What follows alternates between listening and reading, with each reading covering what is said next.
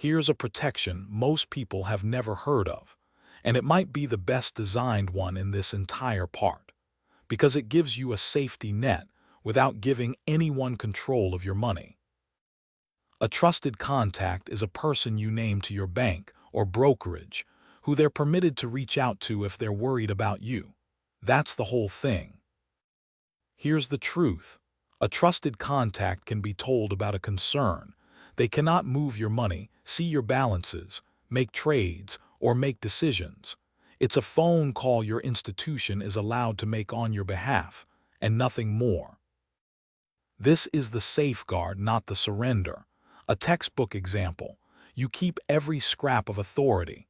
You've simply given your bank permission to say, "We're a little concerned," to someone who cares about you. Now, what does it actually do?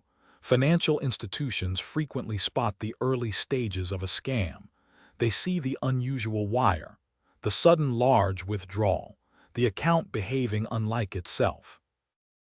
But historically, privacy rules left staff in an awful position.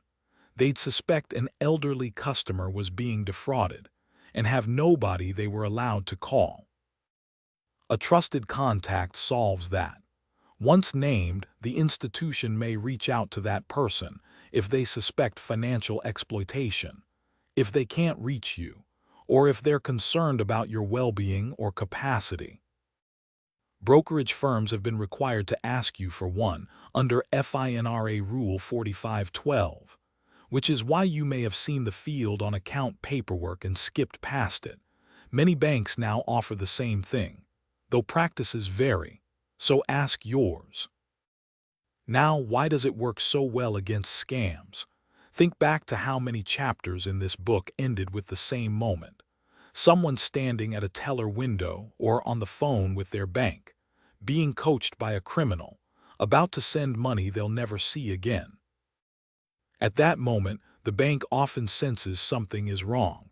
A trusted contact is what lets that instinct become a phone call. And as we discussed in the chapter on loneliness, one other person hearing about it is the single most reliable thing that breaks a scam spell. It also protects you against the scams that specifically demand secrecy.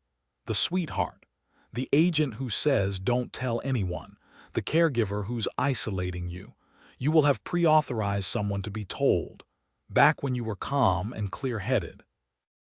Now choosing the right person, someone you trust completely, but note this is a low-risk choice, since they get no authority at all. Someone reachable, who will actually answer the phone. Ideally, someone not involved in your day-to-day money, so there's a second perspective. If one child handles your bills, consider naming a different relative or friend. Tell them you've named them, so a call from your bank isn't baffling. And know that you can change or remove them at any time. So here's what to do.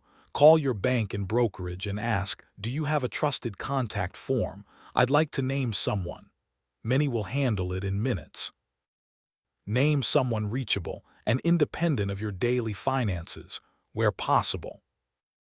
Tell that person what you've done and what it means. A heads up, not a hand on the controls. Ask what your institution can actually do. Some also offer holds on suspicious transactions or delayed disbursements when exploitation is suspected. Review it every few years or after a major life change. And combine it with alerts, limits, and a card freeze. Layered, all self-directed. Here's what I'd do. I'd set one up at every institution that offers it, and I'd frame it to myself exactly as it is. I'm giving my bank permission to make a phone call, not giving anyone permission to touch my money. That's a remarkably cheap safety net. I'd deliberately name someone not handling my day-to-day finances, so that the person my bank calls brings a genuinely independent set of eyes. That separation is most of the value. And I'd do it now, rather than later, because the entire point is that it's in place before the day I'm being talked into something. The version of me being coached by a professional criminal is not the version who should be deciding whether anyone gets called. That decision belongs to the calm version. Today. So let's practice. You're at the counter, arranging a large wire to a safe account, coached by a very convincing voice on your phone. The teller is uneasy but can't say much.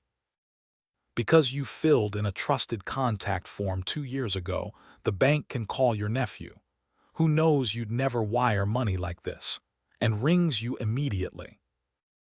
The spell breaks in 90 seconds. Nobody overrode you. Nobody took your keys. Nobody treated you as incapable.